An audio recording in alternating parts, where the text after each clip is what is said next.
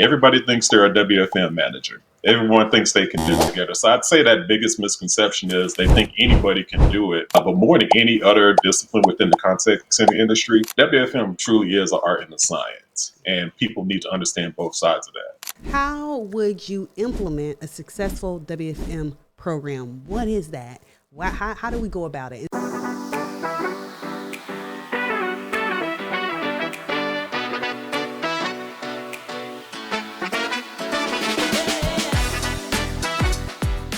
Hey guys, and welcome to another episode of Tipsy Thursdays. I am your host, the Contact Center Whisperer, the CEO and founder of Solid Rock Consulting. So this week we're talking to none other than the amazing Frank Smith. Frank, thank you. So we go back.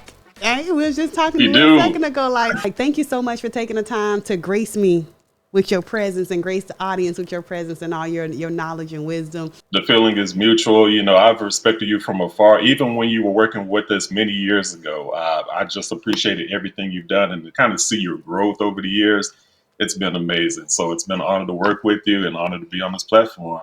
So Frank, tell us when you first fell in love or stumbled upon workforce management. So for me, it started, I was working at a company called Shop at Home Network. So I was actually working part-time at night, just, for a little extra money. I was only 22 years old. And I have to give credit to a woman named Donna Edwards, because I went to her and I said, hey, how does this actually work? We talked about, things such as scheduling. They always say, you got to be in your seat. You can't leave, And I went back there and I asked her and I said, what is workforce management about? And so she asked me a few questions, and I was always curious about how call centers work, mainly because I could never get through. And I always wondered, why is nobody answering the phone? So we talked for probably an hour, and she said, hey, why don't you come back here, see if you like it. I will try you out for a week, and if everything goes well, we'll go from there. I tried it for a week. She actually threw me into the fire in forecasting. Oh, wow. You think deep. Yes. When she found out about my background and some of the things I'd done before, she said, you know what, you might be a good forecaster. And so I pretty much went from there, and I loved it, because the thing about workforce management is you're always kind of striving for perfection. You never actually get to a point where things are perfect, but you're always looking at how can I make things better? How can I make these shifts? How can I do these little things? There's always something that you can do better. There's always something more that you can do. And so because of that, and I guess the way that I'm wired, it was almost a fit for me. Hey guys, listen. So y'all know I'm a data nerd, and 88% of you guys that are watching right now are not subscribed to the channel. So if you are finding value in this content, can I ask you to do me a favor? Could you subscribe to our channel? What this allows us to do is to continue to keep adding value, bringing insights in the latest in trends around customer experience, employee experience, business profitability, workforce management. Thank you so much for being here. You are truly valued. We appreciate if you would subscribe and follow us for more information.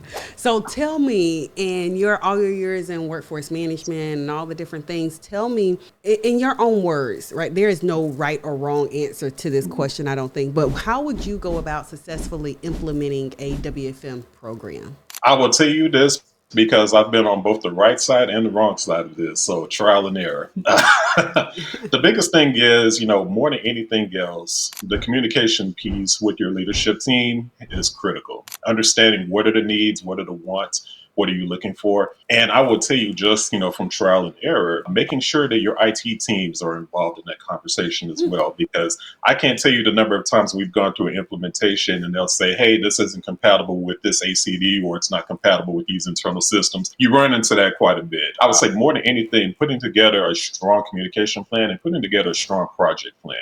A lot of times we kind of jump into these things and it's, well, let's try this, or it's a good brand, we'll make it fit. And then a lot of centers, they end up running into those issues, and it becomes, filled with delays and a lot of other things as well. So just kind of building that strong project plan and building that strong communication and collaborative plan with your stakeholders, that's the most critical piece on it.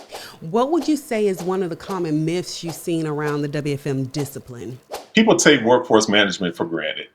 Yes, they do. Yes, they do. Calm down. Everybody calm down. Calm down. Go ahead.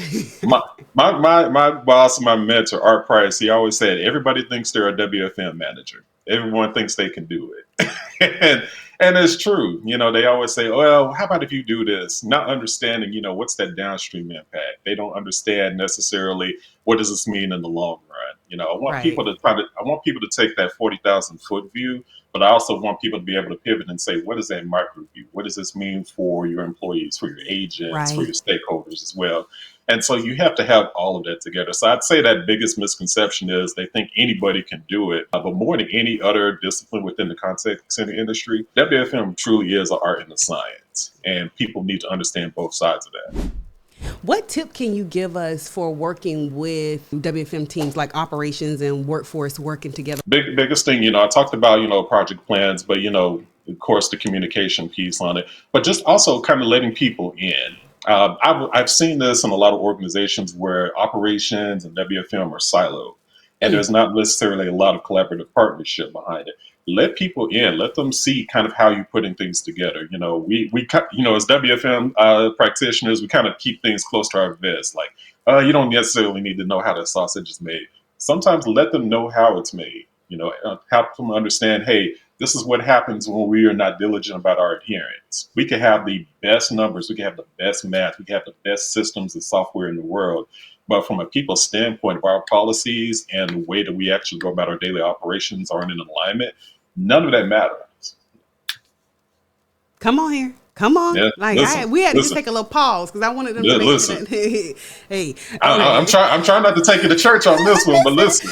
Don't get me started. Listen, I love the tips and the myths that you shared around successful WFM programs. Well, thank you so much for coming to hang out with me. You could have been anywhere and you chose to come hang out with us on Tipsy Thursday. So I appreciate it.